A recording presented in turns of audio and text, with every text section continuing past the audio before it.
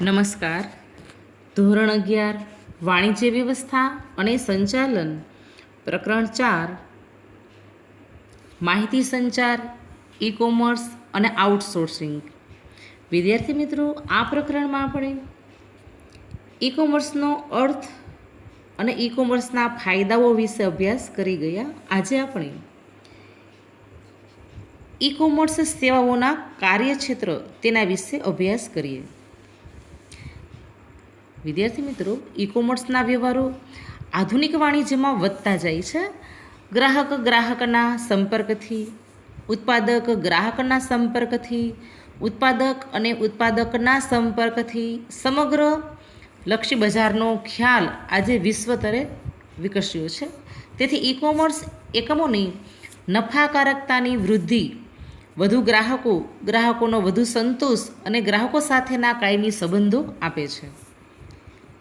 ઈ કોમર્સના કાર્યક્ષેત્ર વિશે વાત કરીએ તો વિદ્યાર્થી મિત્રો, અહીં આપણે ધંધાથી ગ્રાહક એટલે કે બિઝનેસ ટુ કસ્ટમર, જેને આપણે B2C કહીએ છીએ, તેમજ ધંધાથી ધંધો એટલે કે બિઝનેસ ટુ બિઝનેસ એટલે કે B2B, ત્યારબાદ ગ્રાહકથી ગ્રાહક એટલે કે કસ્ટમર ટુ કસ્ટમર C2C, અને ગ્રાહકથી ધંધો એટલે કે કસ્ટમર ટુ બિઝનેસ. આમ ઈ કોમર્સના 4 સેવા ક્ષેત્રો છે, જેને આપણે અહીં અભ્યાસક્રમમાં ઈ કોમર્સના પ્રકારો કે પદ્ધતિ પણ આને કહી શકાય. કદાચ તમે ઉચ્ચ અભ્યાસ માટે કોલેજમાં જાઓ તો ત્યાં પણ તમારે વાણિજ્ય વ્યવસ્થા અને સંચાલનમાં ઈ કોમર્સ વિશે ભણવાનું થશે. તો વિદ્યાર્થી મિત્રો, અહીં આપણે ઈ કોમર્સના સેવા ક્ષેત્રો છે તેની વિગતવાર અભ્યાસ કરીએ.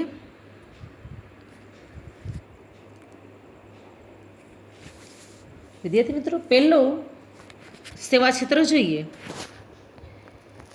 તો ધંધાથી ગ્રાહક એટલે કે બિઝનેસ ટુ કસ્ટમર. તો વિદ્યાર્થી મિત્રો, ધંધાદારી એકમ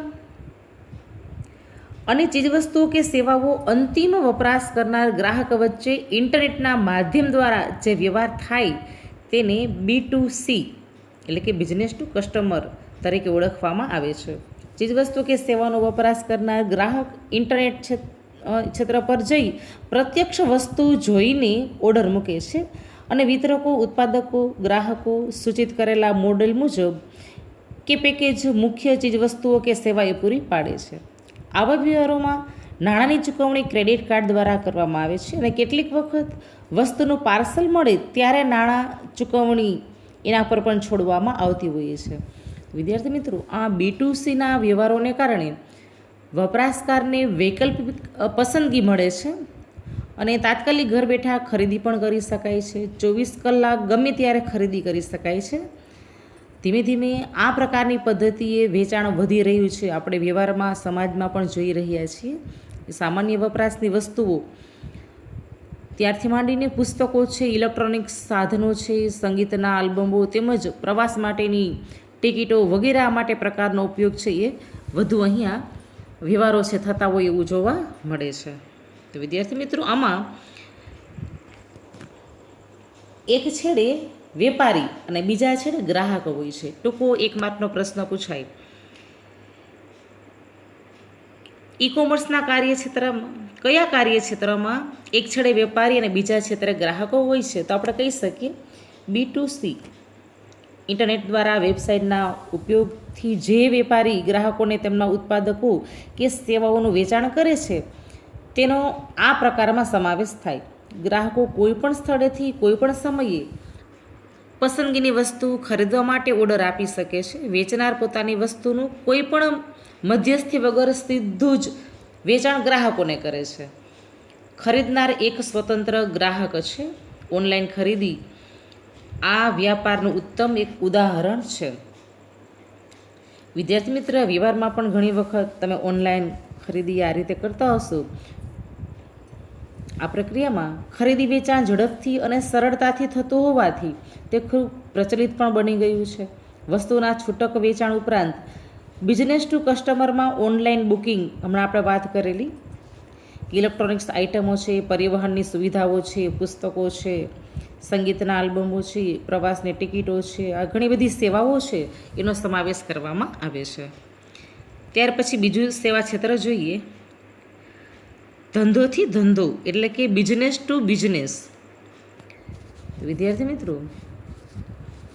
આ મૂળભૂત છે ઉત્પાદકો કે વિતરકો વચ્ચે કે મુખ્ય વસ્તુના ઉત્પાદકો અને તેના સંબંધમાં ન છૂટક પાર્ટ બનાવતા લઘુ ઉદ્યોગોના ઉત્પાદકો વચ્ચે ઇન્ટરનેટના માધ્યમ દ્વારા જે વેપાર થાય તો એ આ પ્રકારનો વ્યવહાર છે બિઝનેસ ટુ બિઝનેસ કહી શકાય.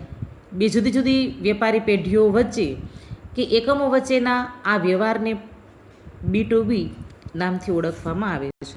વિદ્યાર્થી મિત્રો, આ પ્રકારના વ્યવહારમાં જથ્થાબંધ ચીજવસ્તુઓ કે સેવાઓના સંદર્ભમાં અને ખૂબ ઊંચી કિંમતના સોદાઓ છે એ થતા હોઈએ છે. B2Bના વ્યવહારમાં વેચાણકાર, ખરીદનાર, મધ્યસ્થીઓ, રવાનગી કરનાર, ઇન્ટરનેટ નેટવર્ક વડે આ માહિતી છે એ પૂરી પાડનાર જેવા સંકલિત મુખ્યના ઘટકો છે એ ગણાવી શકાય. B2Bના વ્યવહારોથી વેચાણ વિતરણનું ખર્ચ ઘટે છે. ગ્રાહકોને તેમના પ્રશ્નોના સંતોષકારક જવાબો આપી શકાતા હોવાથી ગ્રાહકલક્ષી સેવા અને અભિગમ વધુ મજબૂત અહીંયા બનેલા હોય તેવું જોવા મળે. ટેકનિકલ સ્ટાફ કે માનવ આધારિત કામગીરી ઓછી હોવાથી સ્ટાફ પાછળનું ખર્ચ છે અહીંયા ઘટી જાય છે. એવા બિઝનેસ ટુ બિઝનેસ એની આપણે વાત કરીએ તો આ પ્રકારના વ્યવહારની અંદર સામેલ બંને પક્ષકારો ધંધાદારી એકમો કે વ્યવસાયિક એકમો હોય છે. આજના સ્પર્ધાત્મક યુગમાં ધંધાદારી એકમોએ એકબીજા ઉપર અવલંબિત રહેવું પડે છે. B2B વ્યાપાર આ અવલંબનને સરળ અને વધુ અસરકારક બનાવે છે. પોતે પુરવઠોકાર હોય, વિતરક હોય કે અન્ય મધ્યસ્થીઓ સાથે ઈ સંબંધની સ્થાપના કરે છે.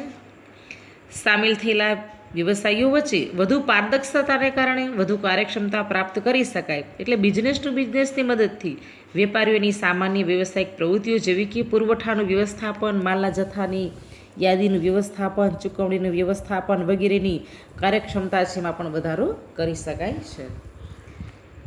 ત્યાર પછીનું ત્રીજું સેવા ક્ષેત્ર જોઈએ, ગ્રાહકથી ગ્રાહક એટલે કે કસ્ટમર ટુ કસ્ટમર. તો વિદ્યાર્થી મિત્રો, આ પ્રકારના વ્યવહારમાં બે વપરાશકાર વચ્ચે સોદા થતા હોય છે. વ્યક્તિગત ગ્રાહક પોતાની ઊંચી મૂલ્યની કોઈ વસ્તુ વેચી દેવા માગતા હોય અને તે વપરાશકારની વેબસાઇટ દ્વારા સીધા જ અન્ય વપરાશકારને પોતાના વેચાણ અંગે સોદો છે એ મોકલે કે વસ્તુ કે તેની કિંમત, એની ગુણવત્તા વિશેની માહિતી આપે તો અન્ય વપરાશકાર એ વપરાયેલી જૂની વસ્તુની ખરીદીનો સોદો કરે ત્યારે વ્યવહાર છે પૂર્ણ થયો ગણાય. આવા વ્યવહાર એ C2C એટલે કે કસ્ટમર ટુ કસ્ટમર છે એના વ્યવહાર તરીકે ઓળખવામાં આવતા હોઈએ છે. વ્યક્તિગત ગ્રાહકો જે પરસ્પર ઇન્ટરનેટના માધ્યમ દ્વારા સંપર્ક કરતા હોઈએ છે તો કોઈ ધંધાદારી લોકો છે, કોઈ સંસ્થાઓ છે કે એકમો છે એ અહીંયા સંકળાયેલા હોતા નથી. ઇન્ટરનેટમાં ઓનલાઈન હરાજી પણ સાઇટ ઉપર થતી હોય છે, તેમાં પણ આ પ્રકારના વેપારના સોદાઓ છે થતા હોય છે. ખાસ કરીને જૂની વસ્તુના ગ્રાહકોનું મર્યાદિત બજાર ઇન્ટરનેટના માધ્યમ દ્વારા વિશાળ સ્વરૂપ ધારણ કરે છે ત્યારે વેચનારને અનેક ખરીદનાર અહીં મળી રહેતા હોઈએ છે. બંને પક્ષકાર અન્ય મધ્યસ્થી વગર જ પ્રત્યક્ષ સંપર્કમાં આ સેવા ક્ષેત્રમાં આવી શકે છે, જેથી વચેટિયા કે એજન્ટો છે તેનું કમિશન કે દલાલી અહીં ચૂકવવી પડે નહીં.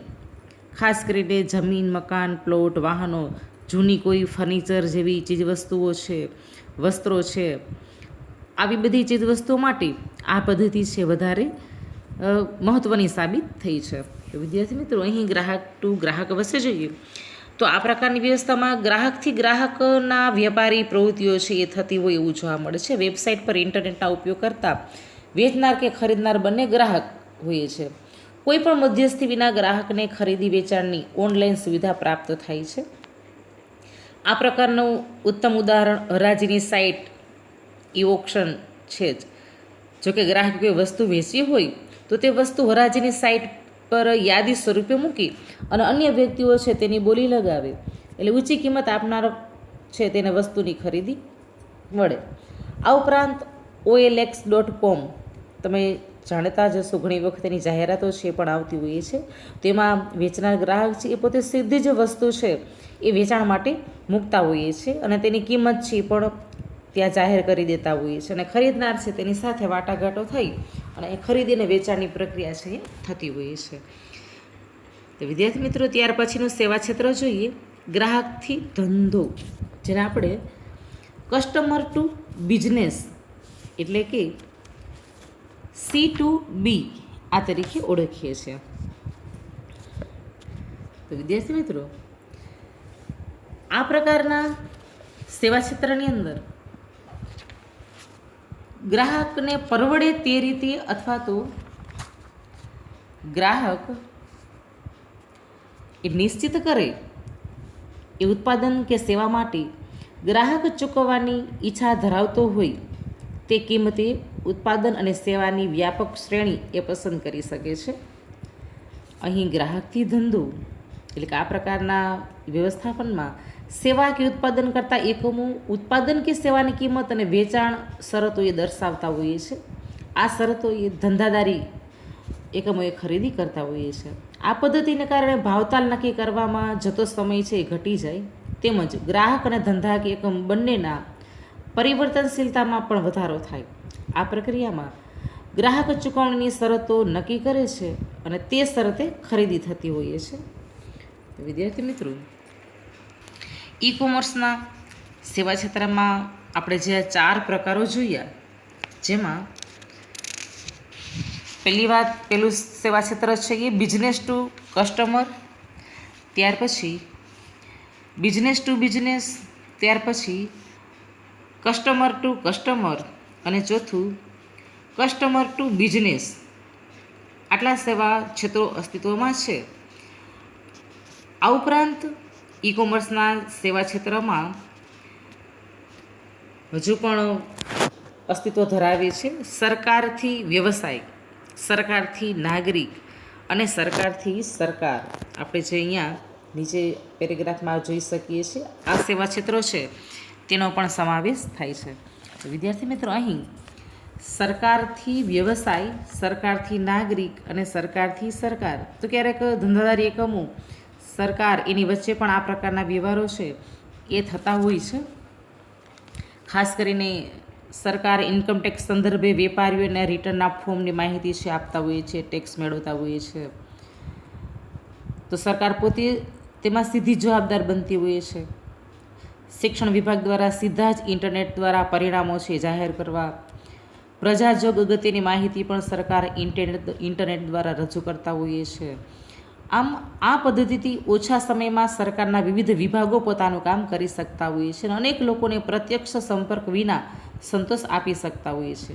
એક સાથે સંખ્યાબંધ લોકો છે એ સંબંધિત કોઈ માહિતી હોય તો એ જાહેર કરવાની થાય ત્યારે આ સેવા ક્ષેત્રો છે તેનો ઉપયોગ કરતા હોઈએ છે. તો વિદ્યાર્થી મિત્રો, અહીં આપણે ઈ કોમર્સના સેવા ક્ષેત્રો કે ઈ કોમર્સ છે તેની પદ્ધતિઓ છે તેના વિશે અભ્યાસ કર્યો. ત્યાર પછી આગળના ટોપિક છે તેના વિશે હવે અભ્યાસ કરીશું. ધન્યવાદ.